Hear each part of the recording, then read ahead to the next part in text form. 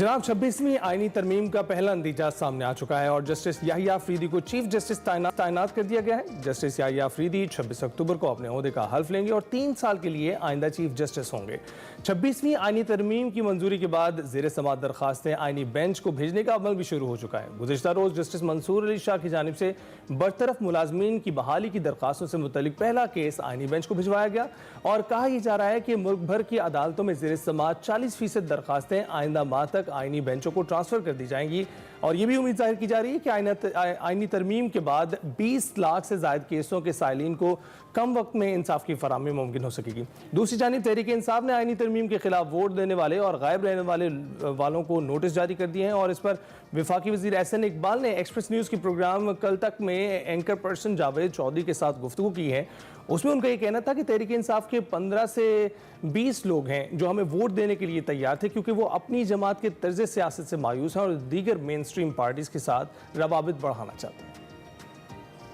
में से बहुत से लोग ख़्वाह थे कि हम वोट देने के लिए तैयार हैं, लेकिन हमने उनका वोट नहीं लिया। कितने लोग थे वैसे? काफी थे, 10 थे, 15 थे, 15-20 के करीब थे, पार्टी छोड़ के। जी। इमरान खान साहब की जिद ने पूरी पार्टी को एक बंद गली में ले जाके खड़ा कर दिया। हर चीज पे नो नो नो, ना आप किसी से बैठने के लिए तैयार है, ना किसी से बातचीत करने के लिए तैयार है। तो एक तनहा आप कोई सियासी किंग कॉन्ग तो नहीं है कि जिसके साथ आप पूरे निजाम को तोड़ फोड़ देंगे। तर्ज सियासत से मायूस थे वो लोग। और उधर वज़ीर आला KP अली मीन गंडापुर बार बार ऐलान कर चुके हैं कि अगर सीनियर मोस्ट को चीफ जस्टिस तैनात न किया गया तो मुल्क को एहतजाजन बंद कर देंगे। मगर गुज़िश्ता रोज़ अपोजिशन लीडर उमर अयूब ने चीफ जस्टिस याहिया अफरीदी की तैनाती पर रद्द अमल दिया और कहा कि ये जुडिशल प्रोसेस है, वो जज हैं, हम जुडिशरी को इज्जत देते हैं, हम जाएंगे, जो भी जज साहिबान हों उनकी कुर्सी के सामने तो खड़ा होना ही होता है। देखिए जी, एक जुडिशल प्रोसेस है, हम लोग जज हैं, वो हम लोग अपने जुडिशरी को रिस्पेक्ट देते होते हैं और हम लोग जाएंगे, जो भी जज साहबान होंगे उसकी कुर्सी के सामने तो आपने खड़ा होना है केस लेने के लिए। इंशाअल्लाह ताला हमारा रिजर्व सीट्स का जो केस है उसको हम लोग परसू करेंगे। हमारा पाकिस्तान तहरीक इंसाफ का वो हक बनता है। जबकि PTI रहनुमा शुएब शाहीन ये कहते हैं कि 26वीं आईनी तरमीम को चैलेंज करेंगे। अगर 26वीं आईनी तरमीम कालअदम होती है तो इसके नतीजे में जस्टिस याहिया अफरीदी का नोटिफिकेशन भी ख़त्म हो सकता है। और इस पर बात करने के लिए हमारे साथ मौजूद हैं सीनियर तजज़ियाकार खालिद क़य्यूम साहब। खालिद साहब कैसे हैं आप? ठीक ठाक। खालिद साहब बताइएगा, इस वक्त आप देख रहे हैं, आपको क्या लगता है चीफ जस्टिस तैनात हो चुके हैं याहिया अफरीदी साहब, तो ये बताइएगा कि हुकूमत जिस सुख का सांस लेने की तैयारी कर रही थी, क्या अब उसको वो सुख का सांस मिलेगा? देखिए, मैं समझता हूँ कि सबसे पहले तो नए chief justice Pakistan justice Yahya Afridi जो हैं, मैं समझता हूँ कि उनके लिए जो चैलेंजेस हैं उन पर बात करनी भी ज़रूरी है। उनके लिए सबसे बड़ा जो चैलेंज होगा बतौर चीफ जस्टिस पाकिस्तान वो ये होगा कि अदलिया, आप जानते हैं कि जब मौजूदा चीफ जस्टिस कादी फ़ायद ईसा के दौर में भी और उससे पहले जस्टिस साकिब निसार के दौर में भी और जस्टिस उमर अता बंदयाल के जो अदवार हैं, इनमें जो है हमारी अदलिया, आला अदलिया ख़ास तौर पर जो है वो तकसीम का शिकार रही है, जिसके बायस मुल्क के अंदर बड़े मसाइल जो हैं वो पैदा हुए। तो हम तवक्को करते हैं कि अब नए चीफ जस्टिस पाकिस्तान जो मुंतखब हुए हैं जस्टिस याहिया अफरीदी, उनके दौर में लगता है कि इस तकसीम में कमी अब वाक़या होगी। और ख़ास तौर पर आपने देखा कि पाकिस्तान की जो बार एसोसिएशंस हैं उनकी तरफ से भी खैर मकदम किया गया है। PTI के तहफ़्फ़ुज़ात यकीनन ज़रूर हैं, लेकिन इसके साथ उनकी मुलाकात मौजूदा चीफ जस्टिस पाकिस्तान के साथ भी हुई है और हत्ता के जो जस्टिस मंसूर अली शाह हैं जो सीनियर तरीन जज थे, जिनके बारे में कहा जा रहा था कि वो भी चीफ जस्टिस पाकिस्तान हो सकते हैं, उनके साथ भी उनकी मुलाकात हुई और उनकी चीफ जस्टिसशिप का खैर मकदम उनकी तरफ से किया गया। दीगर जो सुप्रीम कोर्ट के जज साहिबान हैं उनकी तरफ से भी खैर मकदम किया गया। और वैसे भी chief justice Pakistan justice Yahya Afridi, justice Mansoor Ali Shah और जस्टिस अतर मिनल्ला, ये एक ही लॉ फर्म में जो हैं वो इकट्ठे बतौर पार्टनर जो हैं जज बनने से पहले काम करते रहे हैं। और लगता है कि एक अंडरस्टैंडिंग जो है वो यकीनन जो है वो पैदा हो सकती है اور چیف جسٹس پاکستان جو ہیں ان کا جو ہے وہ ویسے بھی لگتا ہے کہ ان کے دور میں جوڈیشل ایکٹیویزم اس طرح نہیں ہوگا. اور جو بات آپ نے پوچھی ہے کہ حکومت کی جو مشکلات ہیں ان میں کس حد تک کمی واقع ہو، تو اس میں دیکھیے کہ یہ جو ساری آئینی ترمیم ہے، جو جوڈیشل ریفارمز جن کو حکومت کی طرف سے کہا جاتا ہے، اس کا مقصد یہ تھا کہ حکومت کی مشکلات جو ہیں ان کو کس طرح کم کیا جا سکتا ہے. خاص طور پر اس حکومت کو سب سے بڑا جو چیلنج تھا، جو خوف تھا جسٹس منصور علی شاہ سے، ان کا اپنا ہی طاری کیا ہوا خوف تھا، اور بعض وفاقی وزراء کی طرف سے بھی اس طرح کے بیان آئے کہ اگر وہ چیف جسٹس پاکستان بن جاتے ہیں تو اس سے پھر جو الیکشن کا آڈٹ ہے وہ ہو سکتا ہے. وہ خطرہ ٹل گیا. تو وہ خطرہ تو بظاہر جو ہے وہ حکومت کا جو ہے وہ ٹل چکا ہے. اور لیکن چیلنجز کا آپ ذکر کر رہے ہیں، اس میں میجر چیلنج تو یہی ہے کہ جو بظاہر ہمیں عدلیہ کی تقسیم نظر آتی ہے، پچھلے کچھ عرصے سے آ بھی رہی ہے، جس کا بھی آپ نے خود بھی ذکر کیا، تو کیا وہ جو سوشل میڈیا کے تھرو ہم دیکھتے ہیں، تو کیا یہ جسٹس یحییٰ آفریدی کے لیے میجر سب سے بڑا چیلنج یہی نہیں ہوگا کہ یہ جو فرق ہے یا یہ جو تقسیم بظاہر نظر آ رہی ہے یا کچھ لوگوں کی طرف سے پورٹری کی جا رہی ہے، اس کو ختم کیا جائے گا؟ یہی سب سے بڑا تقسیم جو عدلیہ کے اندر ایک طویل عرصے سے، کافی عرصے سے ہم دیکھ رہے ہیں، جس کی پہلے بھی میں نے بات کی ہے، یہی سب سے بڑا چیلنج جو ہے وہ نئے چیف جسٹس پاکستان کے لیے ہوگا. اور میں سمجھتا ہوں کہ وہ لگتا ہے بظاہر توقع ان کے بارے میں کی جا رہی ہے کہ وہ اس چیلنج پر جو ہے وہ قابو پا لیں گے اور سب کو ساتھ لے کر چلنے کی وہ اہلیت رکھتے ہیں. اس کی بنیادی وجہ یہ ہے کہ ان کا کوئی اپنا، جس طرح ماضی میں جسٹس ثاقب نثار کا بطور چیف جسٹس پاکستان ایک ایجنڈا نظر آتا تھا، یا اس کے بعد بھی جو ہے ایک ایجنڈا جو ہے بعض چیف جسٹس صاحبان پر غالب رہا، حاوی رہا، وہ اس طرح کا جو ایجنڈا ہے وہ نئے چیف جسٹس آف پاکستان کا اس طرح جو ہے وہ نظر نہیں آتا. اور ان کے بارے میں توقع یہی ہے کہ وہ آئین اور قانون کے مطابق جو ہیں وہ فیصلے کریں گے، اور کوئی مخصوص اس طرح کا معاملہ ان کا یہی توقع ہونی بھی چاہیے. خالد صاحب، ابھی آپ نے کہا کہ سکھ کا سانس شاید حکومت کو مل جائے، اور جس طرح کے آپ نے کچھ کیس بھی ڈسکس کیے، لیکن دوسری جانب ہم دیکھ رہے ہیں پی ٹی آئی نے پھر احتجاج کی کال دے دی ہے. تو آپ کو لگتا ہے کہ یہ سکھ کا سانس برباد ہونے والا ہے؟ پی ٹی آئی کی جانب سے پھر سے وہ احتجاج، پھر سے وہ سڑکوں پر ہوں گے، پھر سے وہ اپنی ڈیمانڈ سامنے رکھ رہے ہوں گے؟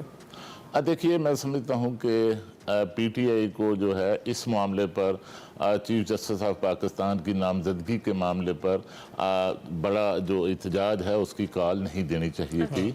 اور اس میں دیکھیے کہ یہ جو فیصلہ کیا پارلیمانی کمیٹی کا، جو بائیکاٹ کیا، پہلے نام جو ہیں وہ پی ٹی آئی کی طرف سے بھجوا دیے گئے قومی اسمبلی اور سینٹ سے اسپیکر کو کمیٹی میں شامل ہونے کے لیے، اور پھر جب کمیٹی کا اعلان ہوا تو اس کے بعد جو ہے وہ بائیکاٹ کیا گیا.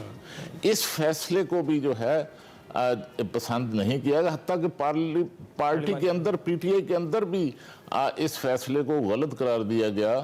اور یہ جو جن لوگوں نے، جن ارکان اسمبلی نے اور سینٹرز نے شرکت کرنی تھی، بلکہ جو پارلیمانی لیڈرشپ تھی پی ٹی آئی کی سینٹ میں اور قومی اسمبلی میں، وہ پارلیمانی لیڈرشپ بھی اس اجلاس میں شریک ہونا چاہتی تھی، اس عمل کا حصہ بننا چاہتی تھی. کیونکہ اس سے پہلے جب مذاکرات ہو رہے تھے 26ویں آئینی ترمیم کے حوالے سے، تو پی ٹی آئی جب پولیٹیکلی انگیج ہوئی مولانا فضل الرحمان کے ذریعے، تو پی ٹی آئی کو اس ترمیم میں بڑی کامیابیاں ملی.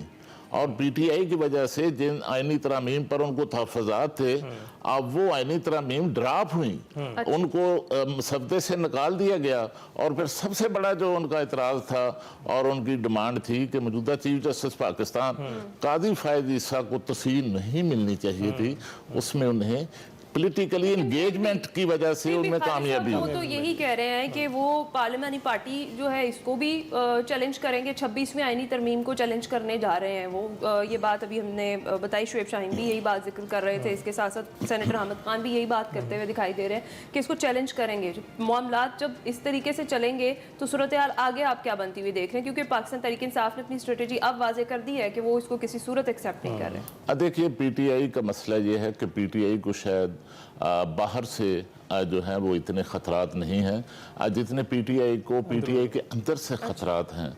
वहाँ पर आप देखेंगे कि हर लीडर का जो बयान है हर इशू पर मुख्तलिफ होगा। क्यों इतनी वहाँ confusion उसकी वजह यह है कि जब आप अपनी पॉलिसीज जो हैं उनको यूट्यूबर्स के ज़ेर असर बनाएंगे या उन लोगों के ज़ेर असर बनाएंगे जिनकी आपने सियासी कमेटी बनाई हुई है और वो पार्लियामेंट से बाहर हैं, वो सियासी तौर पर जो है वो पुख्तगी उनमें नहीं है। तो इसमें सबसे बड़ा मसला ये है कि पीटीआई को मौजूदा जो पीटीआई की वकला की लीडरशिप जिसको हम कहते हैं वो शायद बानी पीटीआई को जेल से बाहर निकलवाने की जो है वो मैं समझता हूँ कि कैपेसिटी नहीं रखते। बानी पीटीआई जेल से बाहर आ सकते हैं उसी सूरत में जब वो पॉलिटिकली एंगेज होंगे और जब अपनी जो सियासी लीडरशिप है, ख़ास तौर पर पार्लिमानी लीडरशिप है, उसको एम्पावर नहीं करते। पार्लिमानी लीडरशिप जो है वो अपने पार्लिमान के जो फैसले हैं पीटीआई के वो भी उनको नहीं करने दिए जाते, उन पर मुसल्लत किए जाते हैं। तो मैं समझता हूँ कि सियासी माइंडसेट वाली जो लीडरशिप है वो बानी पीटीआई को जो है पीटीआई की सर्वाइवल के लिए उनको जेल से बाहर लाने के लिए उसको आगे लाना। अच्छा, ये जो जेल से बाहर लाने की बात है, जो बाइडन से भी मुतालबा किया जा रहा है और आपने देखा है कि उनके जो नुमाइंदगान हैं ऐवान में 60 नुमाइंदगान ने ये दरख्वास्त दी है जो बाइडन को कि उनको बाहर निकाला जाए। तो आपको लगता है ये एक बेहतर इमेज पेश करता है पीटीआई का कि वहाँ अमेरिका में बैठे हुए जो अवामी नुमाइंदे हैं वो ये मुतालबा कर रहे हैं? देखिए ये सारी सियासी जमातें जो हैं जब अपोजिशन में होती हैं तो बाहर जो लॉबिंग फर्म हैं उनकी खिदमात जो हैं वो हासिल करती हैं और उससे जो हुकूमतें होती हैं उन पर दबाव डालने के लिए ऐसे इकदाम उठाए जाते हैं। माजी में हमने देखा कि जो तवील तरीन अपोजिशन पाकिस्तान में बर्दाश्त की है वो मुहतरमा बेनज़ीर भुट्टो शहीद ने और सदर पाकिस्तान आसिफ अली जरदारी ने बर्दाश्त की है। तो उनकी अपोजिशन के दौर में इस तरह पीपल्स पार्टी जिस तरह पीटीआई बरूने ममालिक ख़ास तौर पर अमेरिका, यूरोप और इंग्लैंड में मुतहरक दिखाई देती है और वहाँ पर इंसानी हकूक़ के इशूज़ जो है खिलाफ वर्जियों को उठाती है। इस तरह अब पीटीआई जो है अब वो भी अपने जो इशूज़ हैं उनको बैन अल-अक़वामी सतह पर उठा रही है। और इसी तरह की एक करारदाद आप जानते हैं कि कांग्रेस में जो है वो 8 फरवरी के जो इंतखाबात हैं उनके हवाले से पीटीआई ने मैनेज की और वो करारदाद मुतफिका तौर पर जो है अमेरिकी कांग्रेस से उनको बाइंडिंग रेसी ऑपोजिशन में होते हैं। तो खालिद साहब बड़ी आप गहरी नजर रखते हैं इन तमाम मामलात पर। ये 26वीं आईनी तरमीम में हमने देखा कि बिलावल भुट्टो जरदारी का बड़ा रोल इंपॉर्टेंट था और बहुत सेंसिबली और बहुत मेच्योर सियासतदान के तौर पर वो इस सारे प्रोसेस में उभर कर सामने आए। उनके पीछे किसकी मोटिवेशन है, कौन उन्हें मोटिवेट कर रहा है ये इस तरीके की सियासत? देखिए मैं समझता हूँ कि इस आईनी तरमीम का जो अमल था वो तो आप जानते हैं कि 15 सितंबर को इजलास जिस तरह मुलतवी हुआ और उस वक्त हुकूमत जो है वो आईनी तरमीम का पहला जो मसवदा था उसको कामयाब करवाने में, पास करवाने में जो है वो कामयाब नहीं हो सकी थी। तो उसके बाद ये टास्क जो है फिर पीपल्स पार्टी के चेयरमैन बिलावल भुट्टो जरदारी को दिया गया और उन्होंने इस पर बड़ी मेहनत की। और मौलाना फजलुर रहमान जो हैं जिनका फैसला कौन रोल था, आप देखिए अमली तौर पर आपने देख लिया कि सेनेट में उनका जो रोल था उनके बगैर इस तरह तरमीम जो है वो इत्तेफाक राय से मुमकिन नहीं थी। लेकिन इसमें बिलावल भुट्टो ने बड़ा गेन किया और बड़ा अपना कद जो है अब वो बढ़ाया। लेकिन सवाल यही है जो आपने किया कि उनके पीछे हिदायतकार कौन था। तो मैं समझता हूँ कि उनके पीछे हिदायतकार जो हैं वो सदर पाकिस्तान आसिफ अली जरदारी हैं, क्योंकि वो खुद तो अब चूंकि आईनी ओहदा है उनके पास, सदर पाकिस्तान है, तो वो इस तरह की एक्टिविटी, सियासी एक्टिविटी करके मुतनाज़ा नहीं बन सकते थे, बनना चाहते थे।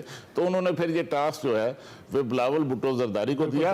और एक और उनके जो मैं समझता हूँ कि उनके नक्शे कदम पर जो एक्टिविटी की जिन्होंने वो वज़ीर दाखिला मोहसिन नकवी हैं, वो भी इस जोड़ तोड़ में जो है बहुत उसी बहुत तरह शुक्रिया, थैंक यू, हाँ, आपने थैंक यू वेरी बड़े मच। बड़े नाम ले लिए हैं। हाँ खालिद साहब, बहुत शुक्रिया आपका, आपने तफसीली तौर पर हमें बताया 26वीं आईनी तरमीम के जो नताइज सामने आने लगे हैं उनमें क्या क्या शामिल है। ब्रेक के बाद हाजिर होंगे।